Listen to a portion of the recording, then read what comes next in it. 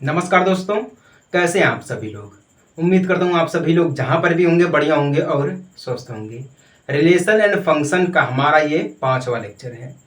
अब तक हमने 4 लेक्चर को पूरी बढ़िया तरीके से बिल्कुल विस्तार से समझ लिया है।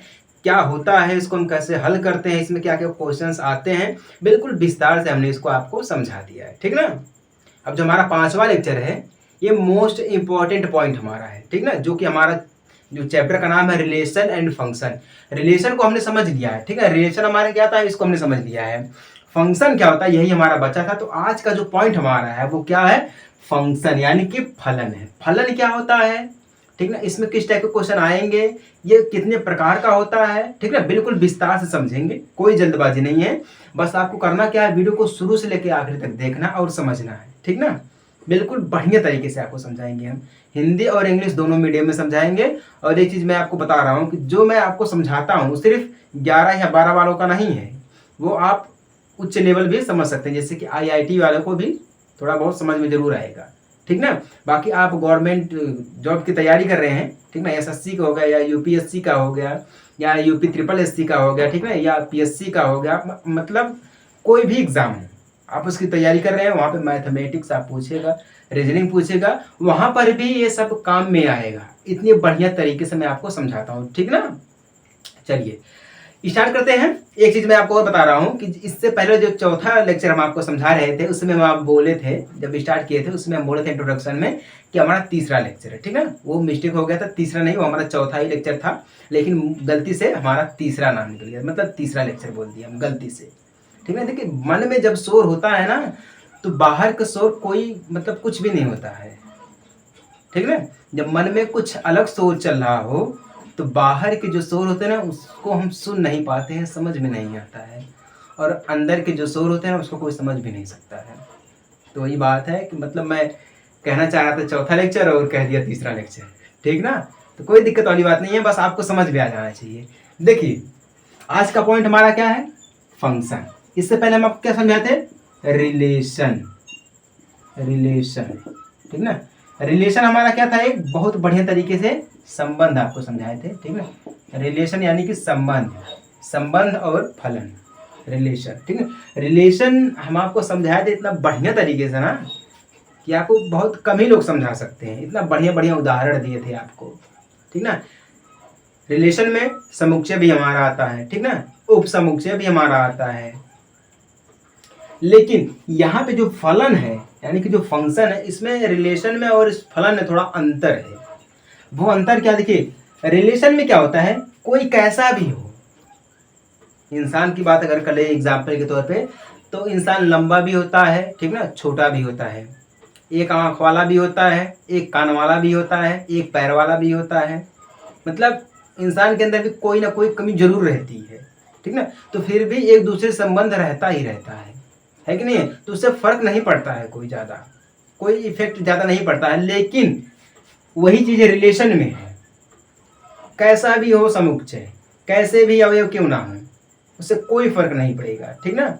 बस करना क्या आपको रहेगा, प्रांत, परिसर और सहप्रांत को समझना रहेगा और समुच्चय को। बस हम आपको बार बार बोलते हैं, अगर आपको रिलेशन एंड फंक्शन को समझना है तो आपको 5-6 चीजें को बढ़िया समझना पड़ेगा। पहला हमारा क्या है, पहला हमारा है प्रांत, दूसरा परिसर, तीसरा सहप्रांत, चौथा हमारा क्या है, देखिए एक वास्तविक मान होता है जिसको हम बोलते हैं वैल्यू ऑफ रियल।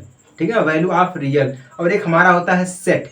सेट इस क्लास के, जो हमारा क्लास 11th है, इस क्लास का पहला ही चैप्टर हमारा सेट दिया गया यानी कि समुच्चय दिया गया। समुच्चय में भी कई सारे समुच्चय होते हैं। ठीक है, सर्वात्रिक समुच्चय होता है, रिक्त समुच्चय होता है, समान समुच्चय होता है, घात समुच्चय होता है, उप समुच्चय होता है, मतलब कई सारे समुच्चय होते हैं जो कि हम आपको बिल्कुल लेक्चर वाइज करके समझाए हैं। और कहीं पर आपको भटकने की जरूरत नहीं है, आपको एक ही प्लेलिस्ट में सब कुछ मिल जाएगा। अब ये जो हमारा फंक्शन, ज़्यादा बड़ा फंक्शन नहीं है, छोटा ही फंक्शन, लेकिन इसमें क्या होता है ना, जैसा कि हम आपको बोले कि रिलेशन में क्या होता है, कोई कैसा भी हो फर्क नहीं पड़ता है, लेकिन फंक्शन में फर्क पड़ता है। कुछ इंसान होते हैं ना कि जिनको कुछ भी कह लो कोई फर्क नहीं पड़ता है, वो अपने ही रूट पे चलेंगे। और कुछ लोग ऐसे होते हैं कि जिनको कुछ कह दो तो फिर वो आपसे झगड़ा करने के लिए आ जाते हैं, आपसे मार करने के लिए आ जाते हैं। ठीक ना। तो वही बात है, जैसे कि रियल लाइफ में हम देखते हैं, अगर कोई इंसान या कोई पुरुष किसी पुरुष को कुछ कह देता है तो वो पुरुष जो होता है वो एक प्रकार से समझ के छोड़ देता है, कहते जाने दीजिए, उनकी अलग मानसिकता है। लेकिन महिला को अगर आप कुछ कह देंगे, महिला महिला से कहेंगी तो वहाँ पर क्या होगा, वो नहीं कहेंगे जाने दीजिए, नहीं, सीधे अपने ही देहाती स्टाइल में झगड़ा करना शुरू कर देंगी। तो वही बात है, कुछ लोगों को फर्क पड़ता है, पुरुष को फर्क पड़ता है, ठीक ना, मतलब कुछ कहते चलो कोई बात नहीं, इग्नोर कर देते, लेकिन महिला को फर्क नहीं पड़ता है, ये कैसे हमको बोल दिए बस सीधे चढ़ाई कर देती हैं। तो वही बात यहाँ पर है, रिलेशन जो होता है वो महिला होती है, समझिए, सॉरी, रिलेशन जो होता है वो पुरुष होता है, पुरुष को समझिए, रिलेशन जो हमारा होता है वो पुरुष को समझिए, और जो हमारा फंक्शन होता है वो महिला को समझिए। इनको फर्क पड़ता है, पुरुष को फर्क नहीं पड़ता है। तो फर्क क्या पड़ता है आप ध्यान दीजिएगा। जैसे कि मान लीजिए हमारे पास, हम आपको कई बार समझाए हैं कि दो घटक होते हैं, जब भी हमें संबंध बनाना रहेगा, रिलेशन जब भी हमारा रहेगा किसी इंसान से, जैसे कि हमारा रिलेशन आपसे है, जितने भी लोग देखते हैं सभी से हमारा रिलेशन है, सभी हमारे एक परिवार की तरह हैं, ठीक ना। तो एक रिलेशन बना, ये मैं हूं, मी, ठीक ना, एंड ये आप लोग हैं यानी कि यू, ठीक ना। तो आपका हमारा एक संबंध है, क्या संबंध है वो टीचिंग का, मैं आपको समझाता हूँ, मैं आपको पढ़ाता हूँ, आप पढ़ते हैं, आप विद्यार्थी हैं, तो यहाँ पर क्या संबंध बना है, अध्यापक का और विद्यार्थी का। किसका है, अध्यापक और किसका है, विद्यार्थी, ठीक ना, विद्यार्थी, विद्यार्थी ऐसे लिखा जाएगा,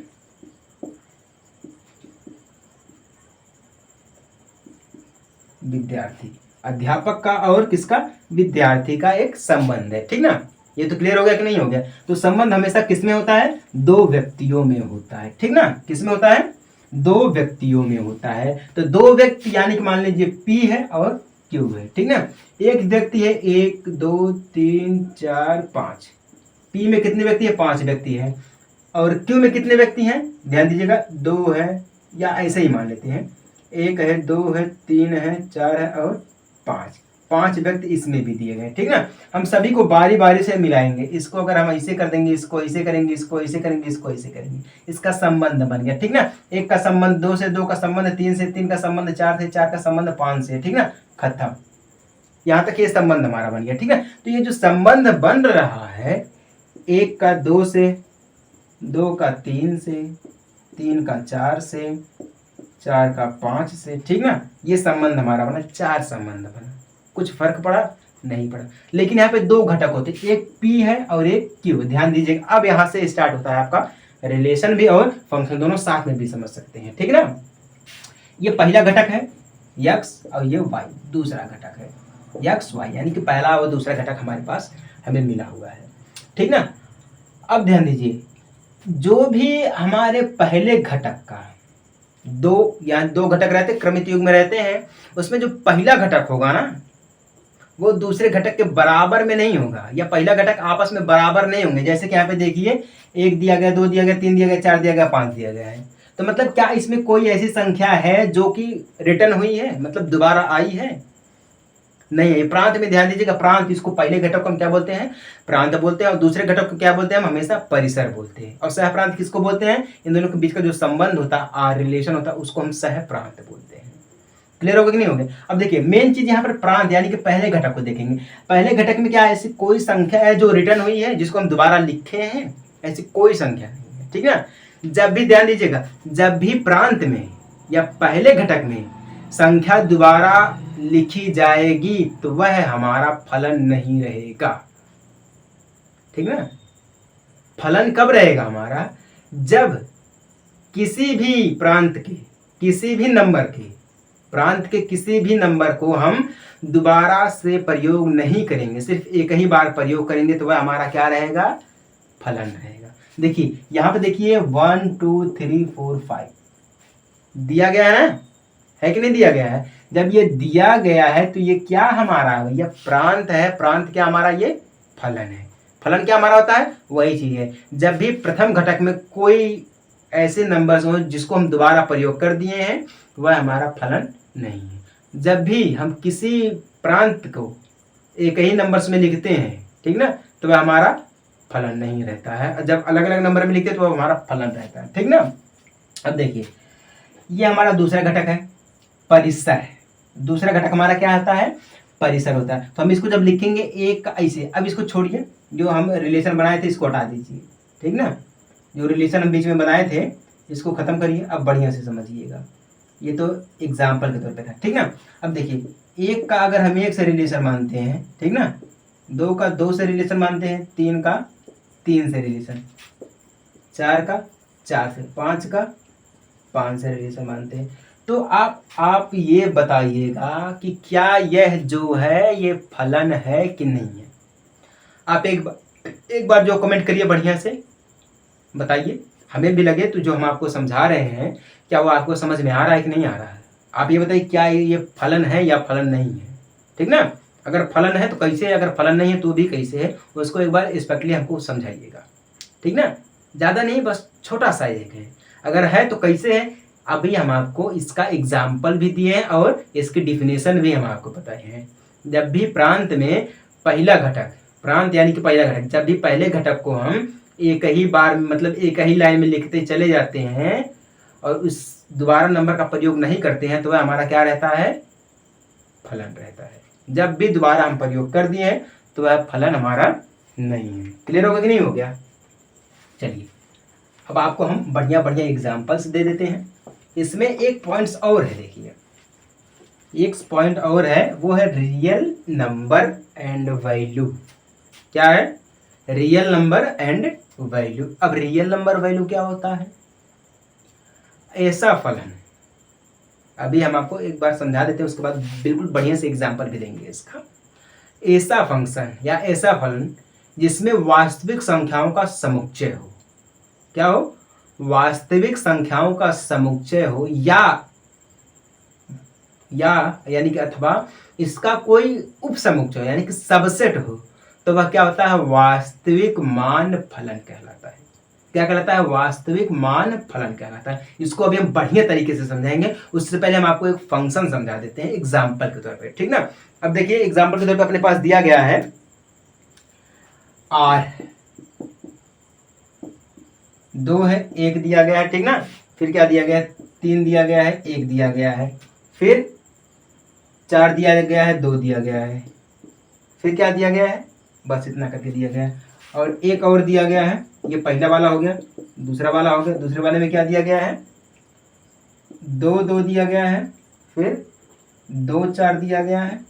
अब ध्यान दीजिएगा बढ़िया तरीके से, तीन तीन दिया गया है, चार चार दिया गया है। एक और ले लेते हैं, तीसरा, इसमें क्या दिया गया है, इसमें दिया गया है एक दो दिया गया है, दो तीन दिया गया है, फिर तीन चार दिया गया है, फिर क्या दिया गया है, चार पाँच, पाँच छः, छः सात। अब आप इसमें बताइएगा कि क्या यह जितने भी फंक्शन दिए गए हैं क्या यह फंक्शन है या फंक्शन नहीं है, ठीक ना। हम आपको बोले थे ना, अभी आपको इससे पहले हम आपको एक क्वेश्चन पूछे थे ना। अब ध्यान दीजिएगा, देखिए पहला हमारा क्या होता है, ये x होता है, दूसरा हमारा y होता है, ठीक ना। दो जो हमारा क्या है वो पहला घटक है और एक जो हमारा क्या है वो दूसरा घटक है। इसकी डिफिनेशन हम आपको बताए थे कि प्रांत में जब दो क्रमित युग्म जब रहेंगे उसका सिर्फ जो प्रांत रहेगा वह दोबारा नहीं लिखा जाएगा, वो एक ही बार लिखा जाएगा, ठीक है। अब ध्यान दीजिए, कहीं पर ये इसका दोबारा प्रयोग किया गया, दो है, दो का प्रयोग और कहीं किया गया है, सिर्फ प्रांत में देखेंगे, हम परिसर में नहीं देखेंगे, यानी कि पहले घटक में देखेंगे, दूसरे घटक में नहीं देखेंगे। तो पहले घटक में दो दिया गया है, ठीक ना, फिर तीन दिया गया है, चार दिया गया है, और कोई संख्या तीन और कहीं है, चार और कहीं कहीं नहीं। मतलब ये क्या हमारा है, ये फलन है। क्या है, ये फलन है, फलन यानी कि फंक्शन। फंक्शन का मतलब क्या होता है, प्रांत को सिर्फ प्रांत में जितने भी नंबर्स होते हैं हम उसका दोबारा प्रयोग नहीं कर सकते हैं, सिर्फ एक ही बार। कहने का सीधे सीधे मतलब है कि ए जो है वो बी में सिर्फ एक ही प्रतिबिंब बनाएगी। बी ए जो है वह संख्या जो बी होती है उसमें सिर्फ एक ही प्रतिबिंब बनाएगी, वह दोबारा नहीं बना सकती भैया, ठीक ना। अब यहां पर ध्यान दीजिएगा, पहला घटक हम हमेशा देखेंगे, पहले घटक में क्या, दो है, तीन है, 4 है, ठीक ना। अब देखिए 2 का प्रयोग यहाँ पर भी किया गया और यहाँ पर भी किया गया है, ठीक ना। हम ये नहीं देखेंगे कि यहाँ पर 1 दिया गया है, दूसरे घटक में भी 1 दिया गया है, तो ऐसा नहीं करते हैं, हम सिर्फ पहले घटक को देखेंगे, ठीक ना। देखिए पहले घटक में हम 2 दिया गया, यहाँ पर भी 2 दिया गया, यहाँ पर 3 है, यहाँ पर 4 है, तो मतलब यहाँ पर 2 है, यहाँ पर भी 2 है। जब एक ही संख्या को हम प्रांत में 2 बार लिखेंगे तो वह जो हमारा रहेगा, वह घटक जो हमारा रहेगा वह फलन नहीं रहेगा। क्या है? नॉट इज इक्वल टू, ये फलन नहीं है, फलन नहीं है, नॉट ए फंक्शन, मतलब ये फंक्शन नहीं है, ठीक ना।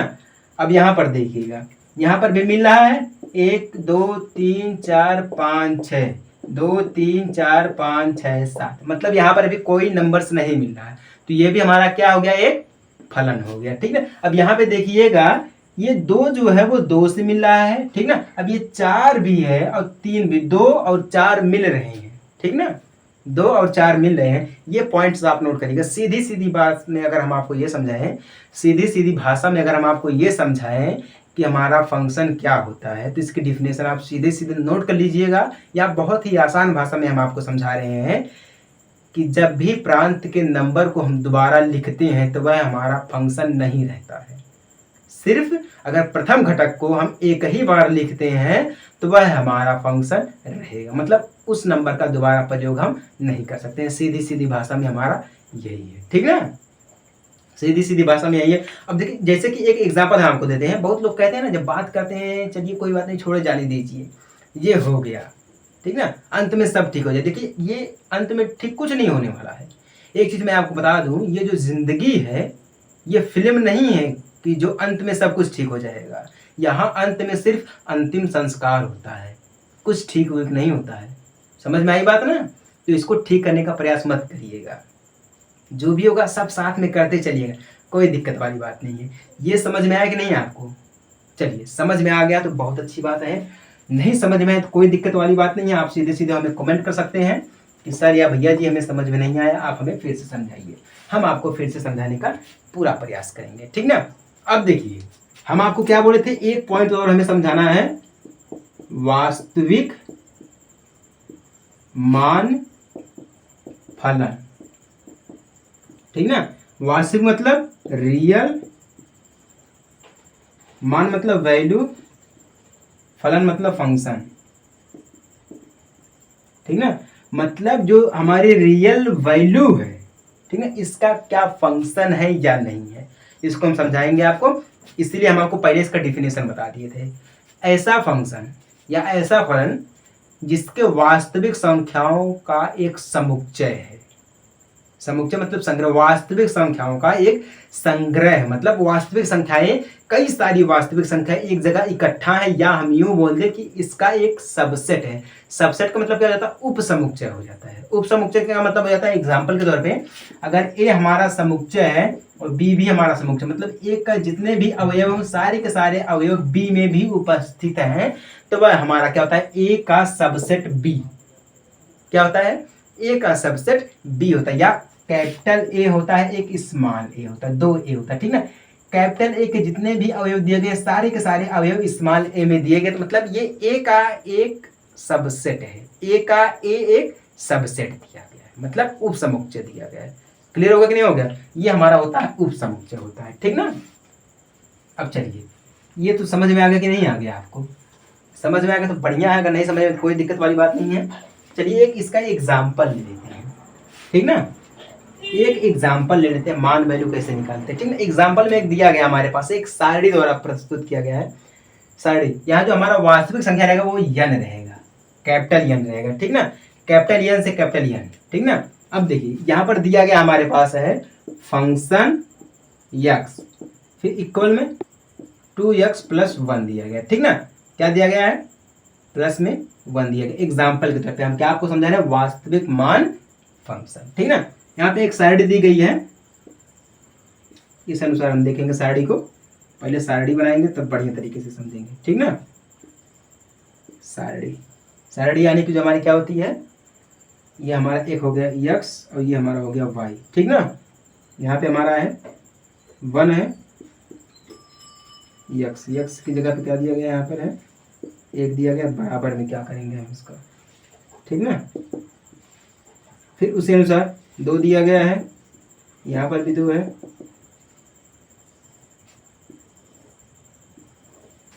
ठीक है ना। 3 दिया गया है, 3 रहेगा, ठीक ना। ऐसे करके इसके बराबर में लिखना है। 4 है, 4 दिया गया है, 5 है, 5 दिया गया है, ठीक ना। उसके बाद 6 है, मतलब ऐसे करके हमारा यहाँ पर दिया गया है। 6 है, एक्स की जगह 6 कर दिया है, ठीक है। ये 7 दिया गया है, 7 कर दिया। मतलब हम यहाँ पे देखिए, अब यहाँ पे मेन पॉइंट समझिएगा। यहाँ पे क्या बोल रहा है कि वास्तविक मतलब क्या होता है, रियल होता है, ठीक ना। इसकी जो वैल्यू होती है, यहाँ पे देखिए मेन पॉइंट्स दिया गया है। फंक्शन हमारा यक्स के रूप में दिया गया है, इसके बराबर में क्या दिया गया, 2x + 1 दिया गया, ठीक ना। अब ध्यान दीजिए, ये हमारा यक्स है। अब यक्स से देखिए यहाँ पे यह फंक्शन यक्स दिया गया, तो फंक्शन यक्स की जगह पे हमारा क्या दिया गया है, 1 दिया गया है। फंक्शन यक्स की जगह पे क्या दिया गया है, 1 दिया गया है। अगर हम इसको ऐसे करके देखेंगे, ठीक ना, अगर हम इसको भी समझेंगे सारणी के रूप में, तो कैसे समझेंगे, अब ध्यान दीजिएगा, ठीक ना। बहुत बढ़िया तरीके से आपको समझाने वाला हूँ मैं। यक्स है और ये हमारा वाई है, क्योंकि जो इसके बाद जो हमारा एक्सरसाइज रहेगा, एक्सरसाइज कौन सा है, 2.3, यानी कि इस चैप्टर का आखिरी का जो हमारा प्रश्नावली है वो इसी के ऊपर आधारित है। फंक्शन के एंड वास्तविक मान फंक्शन के ऊपर हमारा आधारित है, ठीक है, 2 पॉइंट्स के ऊपर आधारित है। अब देखिए 1 को 1 कर देंगे हम, ठीक ना। फंक्शन 1 दिया गया, ठीक ना। अब इसके सामने हम क्या लिखेंगे, अब ध्यान दीजिएगा, फंक्शन के सामने हम क्या लिखेंगे। यहाँ पे देखिए 2 दिया गया है, 2x + 1 दिया गया। अब यहाँ से समझेंगे हम, 2x + 1 दिया गया। अब यहाँ पे देखिए जो हमारा यक्स है, यहाँ पे देखिए यक्स दिया गया ना, फंक्शन यक्स है, यक्स की जगह पे क्या दिया गया, 1 दिया गया। कितना दिया गया है, 1 दिया गया। तो हम यहाँ पे क्या लिखेंगे, 2 × 1, ठीक ना, +1, 2 1 कम 2 + 1 यानी कि 3। तो कितना यहाँ पर हो जाएगा, इसके सामने हम लिखेंगे 3 लिखेंगे। कितना लिखेंगे हम, 3 लिखेंगे, ठीक ना। अब दूसरे में देखते हैं, x के स्थान पे क्या दिया गया, कौन सी संख्या दी गई है, 2 दिया गया है।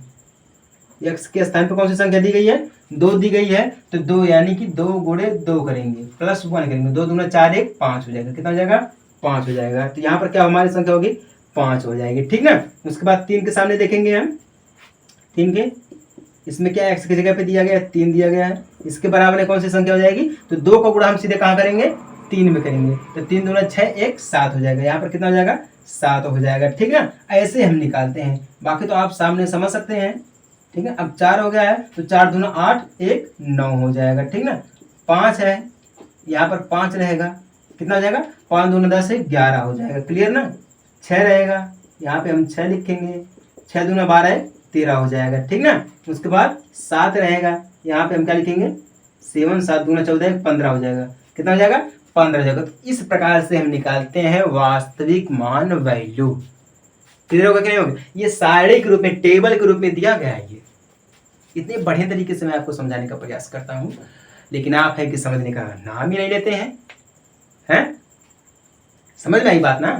जिनको समझ में आ गई फटाफट से चैनल को सब्सक्राइब कर सकते हैं, उनके लिए कोई रोक टोक नहीं, और ज़्यादा से ज़्यादा वीडियो को शेयर करके लाइक भी कर सकते हैं, ठीक ना। क्या होता है ना कि क्या जो लोग आपको तैयारी करवाते हैं, SSC की तैयारी करवाते हैं, क्या आप उन्हीं लोगों को सपोर्ट करते हैं। हम लोग भी तो बढ़िया से मेहनत करते हैं, आपको बिल्कुल जड़ से मजबूत बनाते हैं, तभी तो आप जाकर आगे तक तैयारी कर पाते हैं। अगर हम लोग आपको नहीं समझाएंगे तो आप कैसे तैयारी कर पाएंगे, आप ही बताइए, ठीक ना। तो आप सबको एक समान समझिए, ठीक ना। तो उम्मीद करता हूँ आप सभी को ये सब कुछ समझ में आ गया होगा। समझ में आ गया तो बहुत अच्छी बात है, और नहीं समझ में आए तो कोई दिक्कत वाली बात नहीं, आप कमेंट कर सकते हैं, ठीक ना। चलिए हम मिलते हैं आपसे अगले लेक्चर में, यानी लेक्चर नंबर 6 में, ठीक ना। एक छोटे से ब्रेक के बाद, तब तक के लिए जय हिंद, वंदे मातरम।